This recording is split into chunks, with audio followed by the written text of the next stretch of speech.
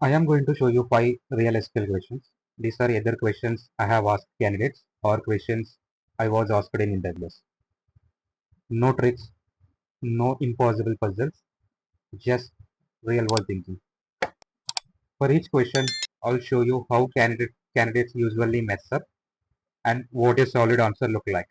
Question number 1. Find customers who place orders on 3 consecutive days. This is the question I asked a candidate. Most candidates wrote something like this.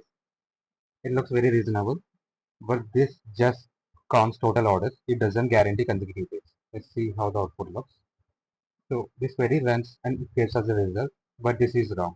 A customer ordering in January, March and June would pass this. That's incorrect.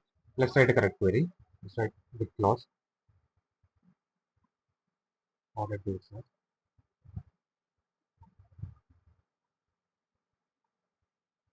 Customer ID, order date, lat, lat, order date, comma 1, over, partition by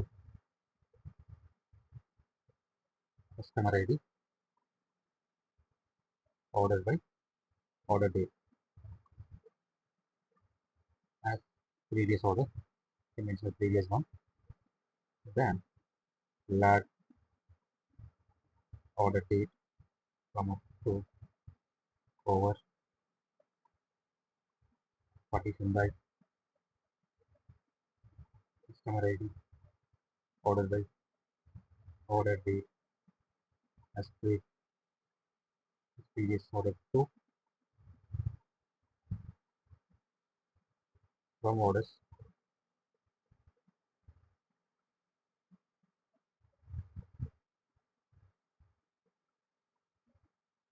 from orders, let's close with clause.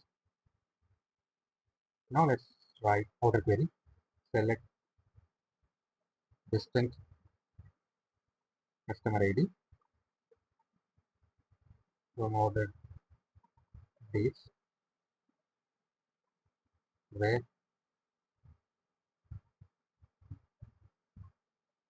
date difference, order date, comma, previous one equal to 1, and 9 date previous 1, comma, previous 2 equal to 1. Let's run and see the result. Now we have 5, 12 and 17. Earlier we have some 14 number as well. Earlier we have 5, 12, 27, 40 as well. The correct answer is this 5, 12 and 27. This guarantees 3 consecutive days, which means a customer's place orders on each day, day after day, like January 1st, 2nd and 3rd. This is sequence thinking. Question number 2. For each customer, calculate total revenue. Customers with no orders should show 0. This was asked to me in an interview. Most candidates wrote something like this. It will run. We have the results. We have all the orders and the total sum of orders, right? But this excludes customer with no orders. That's failed the requirement. Let's write the correct query. Select c dot customer ID, full escape, sum, case van, case van, o dot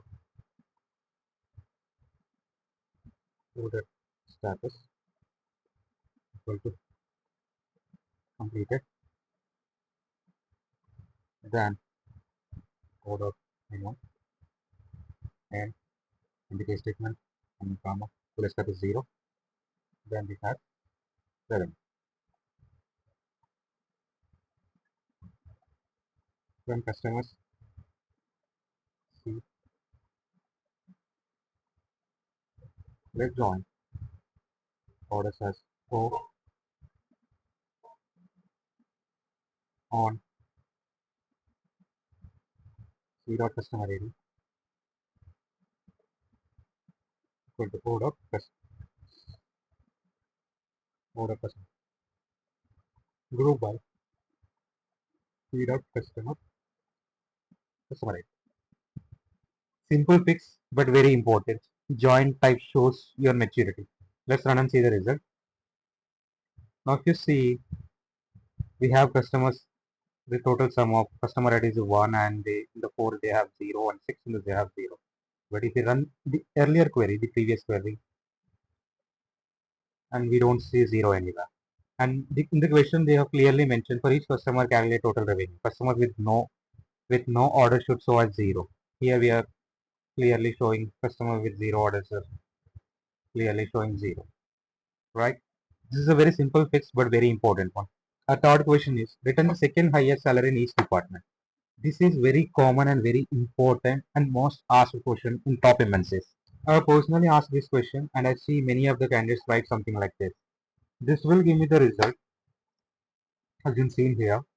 This we have a department ID 12345 and this gives us the result, but this is a very common mistake. This query compares across the entire company, not per department. Wrong scope. Let's write a correct query with rank dash select department ID salary. Then we use dense rank here over partition by department ID ordered by salary descending as rank from employees table. Close our close our CPU. Select department ID salary from rank where rank equal to 2. Let's run and see the result. In department 1, this is the second highest salary, and department 2, this is the second highest salary, and so on and so forth. Listen carefully. Partitioning changes everything. Now let's jump on to our fourth question. Calculate monthly active users for each month. This was asked in product analytics round. Many candidates forget distinct users. This is what I commonly see. This query runs and it gives the result, and we have a month-wise total users logged in. This exactly counts each month logins. The problem is it counts logins but not users. Let's write our correct query. Select date format, login date, comma, percentage y, percentage m, 01 as month, from distinct user ID as MAU, from login, group by this date format,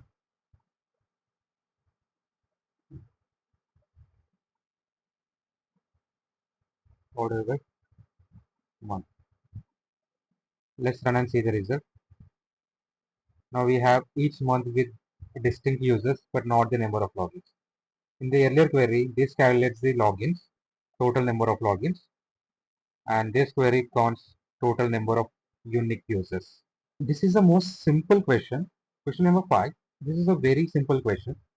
Return all the employees that appear more than once. This one looks very easy, correct? But many people overcomplicate it. This is what I see many users wrote this query. This is very simple. Select email from users group by email. This group by will give the distinct email, but and these are the distinct emails, all the users. But this is wrong. This just groups. It doesn't filter duplicates. Let's write our correct query. Select email from account start CNT from users group by email having count star greater than 1. This one here, this having count, will give the exact results what the interviewer asked for. Let's see. See now all these users, this email person has 2 times repeated and this person has a duplicate dot test. It was repeated 3 times. Clean, precise, and business ready. See, none of these are impossible, but each one exposes how you think. Interviewers don't reward complexity, they reward correctness. If you want more real interview style SQL, follow the channel and tell me which one would have caught you.